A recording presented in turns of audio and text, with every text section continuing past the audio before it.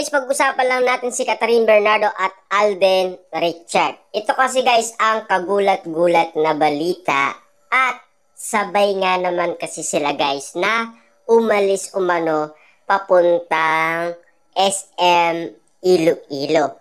Grabe nga naman guys talaga yung moment ni na Alden Richard at Catherine Bernardo. Spotted na spotted. Kita niyo naman guys, no?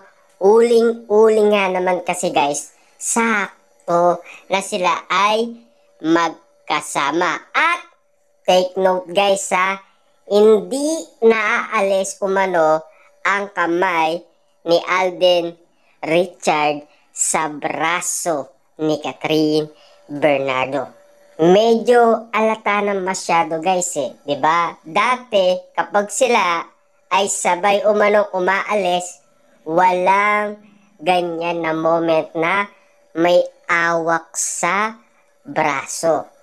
Bakit kaya itong mga pagbabagong nangyari sa kanila, medyo may kakaiba kasing inahanap ang mata ng maraming tao. Tulad na lang guys ng pagiging mag-close sila. At tulad na lang guys kung bakit sila naging malapit sa isa't isa. Tulad guys ng pagiging, syempre alam naman natin guys, mag-MU daw. Diba? At mag-best friend daw sila. Yun kasi guys ang paniniwala natin dahil yun ang sinasabi nila. Pero take note guys ha, kasi bakit mo tatawagin best friend si Alden Richard kung tatawagin mo rin siyang mahal? Minsan, tisoy. Diba? Meron bang pagbabago nangyayari? Diba? Dahil nadudulas lang si Catherine Bernardo. Siyempre guys, spotted nga naman kasi. Diba? Ang mga pagkakamali nga naman kasi guys, minsan ng tao, base sa kanilang pagod. Siyempre guys, alam naman natin yung performance na ginagawa ni na Catherine Bernardo at Alden Richard, minsan medyo may pagbabago. Dahil sa pagod nila guys meron siyempre nagmamadali na si Catherine Bernardo dahil pagod na at gutom na gutom na. Diba? Di natin may iwasan yun guys dala ng pagod at gutom. Diba? Pero sa pagkakataon ito guys, medyo marami umanong nakikita ang mga netizens. Tulad na lang guys kung bakit biglaan kinilig at nagulat umano si Alden Richard sa mga sinasabi ni Catherine Bernardo.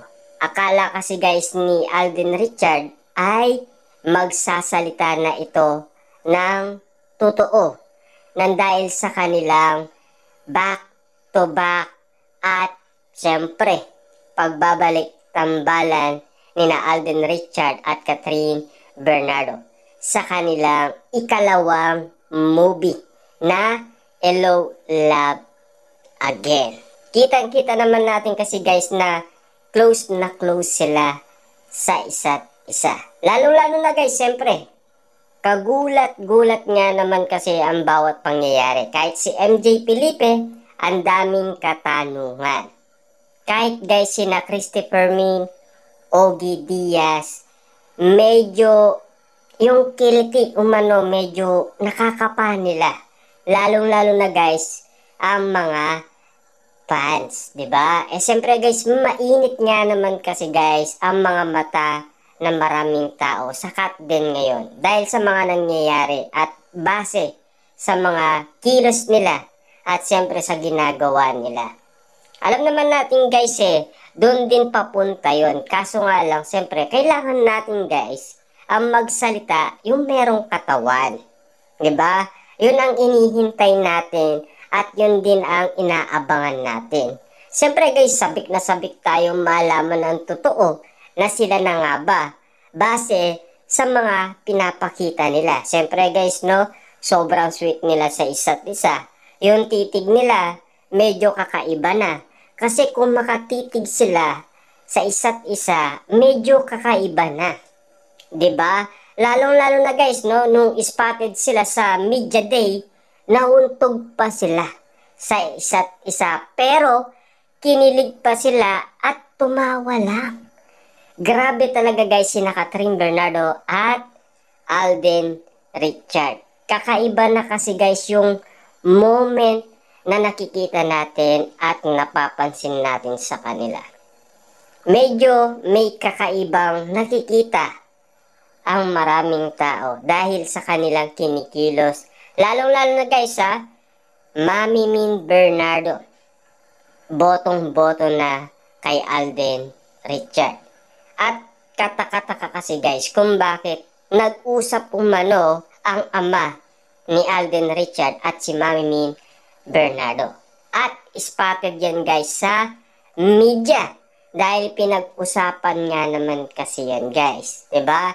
Ng iba't ibang mga network. 'Di ba? At alam naman natin guys, sinasabi kasi nila na pinost daw ni Mami Min Bernardo. At nagpapasalamat siya kay Catherine Bernardo at Alden Richard. Siyempre guys, alam naman natin yung pag-iingat umano na ginagawa ni Alden Richard. Lalo-lalo na guys, noong sila ay nasa Calgary, Alberta, Canada. Iba kasi yung nakita nila doon guys Iba yung ayudang pinaranas nila sa mga netizens nandoon. Lalo-lalo na guys, spotted sila nagde-date umano. At siyempre, spotted din silang natutulog magkatabi. Lalong-lalo na guys, ang mga lihim na gusto nating malaman ay nabuksan ni MJ Felipe. Tulad na lang guys nung singsing na kulay itim. Grabe nga naman kasi guys, 'di ba? Spotted nga naman kasi yung singsing at parehas pa silang meron. Kaya guys, katakataka kung bakit ganun sila ka-close sa isa't isa. At ayon pa guys kay MJ Felipe, hindi daw gawain yan ng mag-best friend. 'Di ba? Lalo-lalo guys, ganyan din ang mga kasagutan noon ng Katniel. Siyempre guys, kasama ni Daniel Padilla, si Catherine Bernardo, kaya nga Katniel, 'di ba? At siyempre, kung gagawin din nila yan, parang same lang guys, 'di ba? Hindi ka agad umamin. Pero may time na talagang umamin umano sina Daniel Padilla at Catherine Bernardo. More than 5 years guys bago sila nagsalitang sila na. Ang daming lumipas guys at maraming nagtaka bakit ganun na lamang kasi sila ka-close sa isa't isa. At lalong-lalo na, lagi silang magkatabi tulad ng ginagawa guys nina Alden Richard at Catherine Bernardo. Kasi guys, spotted yung pagiging close nila sa isa't isa. Kasi guys, para sa mga tao, yung mga nakikita nila, iba na. 'Di ba? Tulad ng nakita nila sa Katniel. Ganyan din kasi guys, kung bakit pinagkakaguluhan sila, kung bakit tinatanong sila ng maraming tao.